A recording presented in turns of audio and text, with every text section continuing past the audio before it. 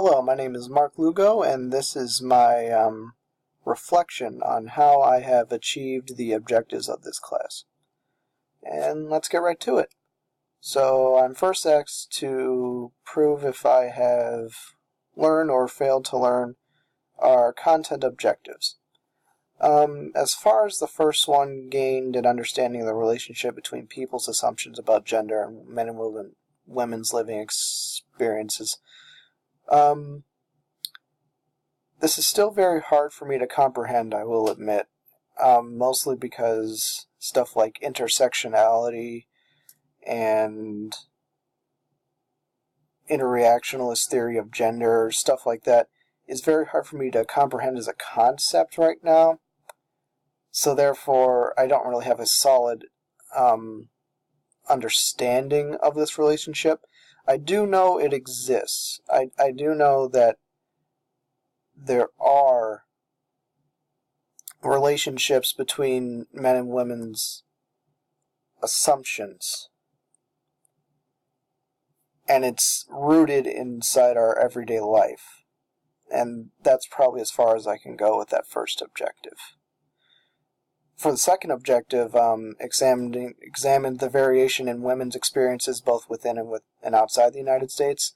I feel that I have done, and I have done really well, based on the second project that we did involving the Atlas of the Women of the World and researching different statistics on colonized and colonizing countries.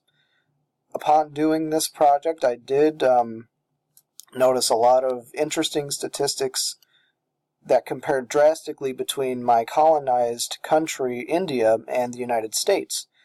And this is kind of a running theme I found through all developed countries as compared to the United States.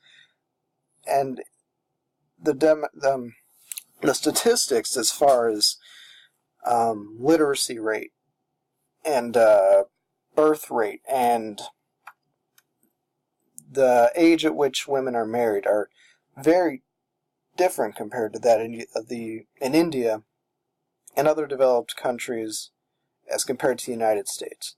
And I believe that is very much connected to the culture of these countries and the way that people view women in these countries.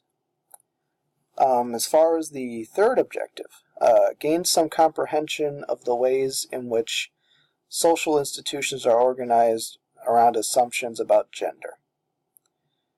I feel that this was a very touched objective in the class, and therefore I have been given a lot of information on this.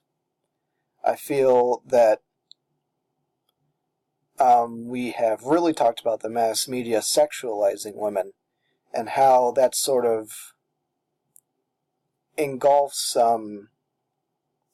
the listening audience of our country, for example, in a sort of vision of what women need to be based on what the media puts out. And this is no different for the wage gap of work, as well as the availability of education within different countries for women as compared to men. The next step is to select a theoretical concept. I chose social constructionism, and social constructionism is basically an idea that social ideas are really nothing real, and we as a human species make these ideas real, such as money,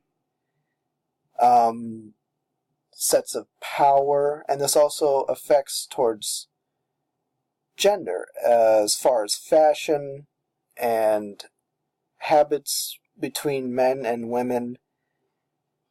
And that's basically how it applies.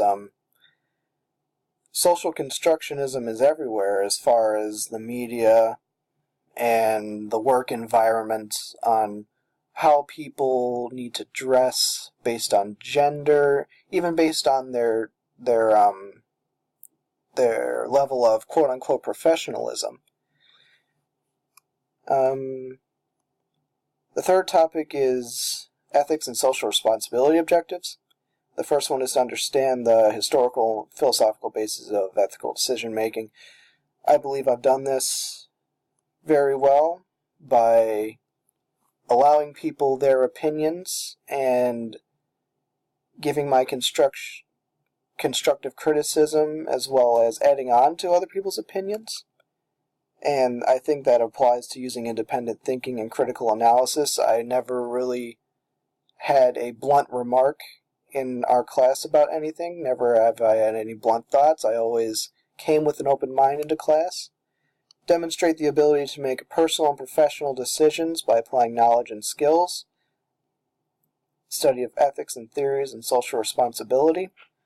I believe that I have been very socially responsible in this class by not only sharing my thoughts and ideas with other people, but also engaging in other thoughts and ideas. Articulate how one's framework and understanding of social responsibility shapes one's actions. This is also something that you can notice within my participation in the class. I feel that through my actions I can display my social responsibility and the way that I see my ethics towards the classroom, of this being a learning environment and something that isn't a chance for me to get on a soapbox and push my opinions on people. I always wanted this to be a learning environment, not only for me to give whatever knowledge I have to other people, but as well as being immersed in knowledge that I really haven't had before. This concludes my reflection, and thank you.